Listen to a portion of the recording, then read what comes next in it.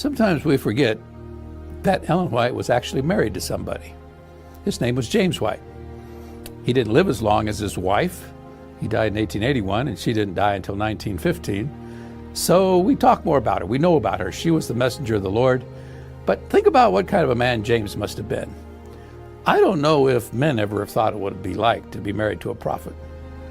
I mean, just think about it. Your wife says to you, honey, I think you need to do this. Or, honey, I think you need to do that. What if your wife said to you, honey, the Lord has shown me that you should do this. Or the Lord has shown me that you should do that. Well, sometimes that happened to James. And James was a strong personality. He would not naturally just do what somebody tells him to do.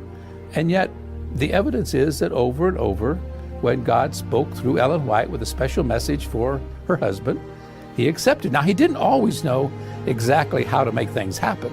Think about the first paper, our first little paper, The Present Truth. She had the vision in late 1848, and she was shown that this paper would be small at first, and it should be like streams of light that would go clear around the world. That's November 18, 1848. And when she came out of the vision, she told him that he should start a little paper. He had no idea how to start a paper. Now, that's different than refusing. He just didn't know how to do it. And it wasn't until July of 1849, so several months later, that James White actually brought out the first issue of The Present Truth. Throughout his life, he was always doing things. He was a very active man. I think sometimes he may have embarrassed his wife a little bit because he was so energetic and so creative and all.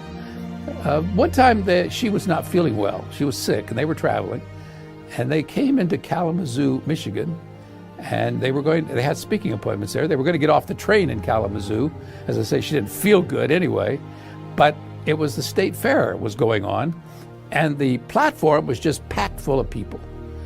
And so James is looking out the window. He knows his wife doesn't feel good, and he's thinking, how in the world am I going to get us off here?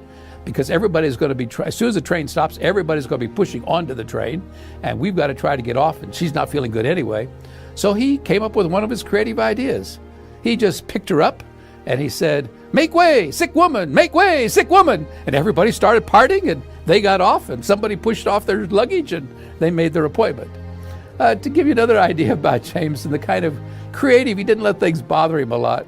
One time he was preaching, and as he was preaching, he got so animated in his sermon that he fell right off the platform, right in the middle of while he was preaching.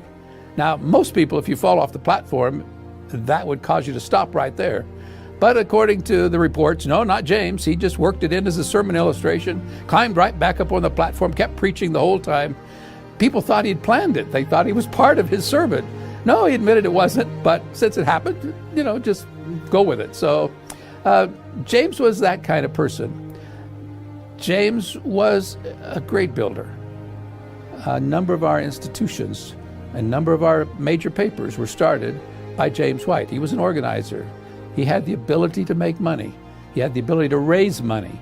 And when you look at lists of donations, it might embarrass us today if we did what they did back in those days, but in those days, if there was some appeal for means, then they would print right in the church paper, in the review, how much, they would list you by name and how much you've given and what city you lived in. So everybody knew whether you gave or not. But James and Ellen were always right at the top of the list. They gave to everything. And James had to make money. I mean, how else could he make all those kind of donations? Some from the royalties from his wife's books, and some, of course, from things that he sold and things that he did. But he was a very creative individual, and I know sometimes I've asked young girls when they look at these pictures of James and Ellen White, and he, of course, is bald-headed, and he's got a big beard, and he looks old, and I'll say to the girls, what do you think Ellen saw in him? Why do you think she ever wanted to marry him? And, of course, they usually laugh, but what she saw in him was a creative man who was thoroughly committed to God, and one that loved her.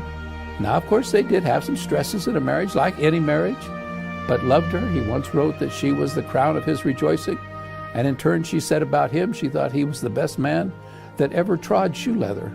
So they had a working relationship focused on advancing the kingdom of God, one that was built on mutual respect, and one that when you get to know James a little bit, you can understand what she saw in him.